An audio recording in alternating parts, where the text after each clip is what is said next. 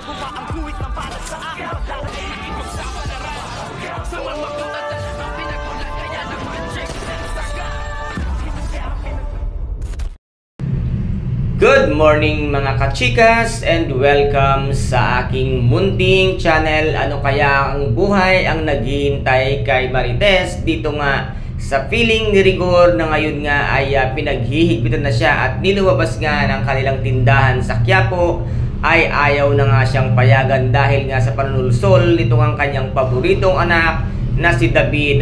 Napilit niya ngang ipinagsisiksikan sa isipan nga nitong si Rigor na itong si Marites at si Ramon Montenegro ay magkalaguyo na sinasabi nga ni Rigor na iniputan sa ulo. Hindi mo ba naisip sa sarili mo, Rigor? Ikaw ang siyang unang nanloko kay Marites at ikaw pa nga mismo inuwi mo ang babaeng kabit mo na nabuntis mo nga sa inyong tahanan. Kaya sana naisip mo na may malaki ka ring kasalanan at huwag mong ibintang kay Marites ang hindi naman niya ginawang kasalanan at naniniwala ka pa rin sa sinungaling mong anak na si David na nagpanggap bilang isang tanggol. Yan ang tunay na masamang tao at sinungaling nga ang kamyong anak na si David. At ano rin kaya ngayon ang naghihintay sa katotohanan ng buhay nga nitong si Marites once nga na malaman niya ang katotohanan at tungkol sa kanyang pagkatao na isa pala siyang anak ni Don Gustavo Guerrero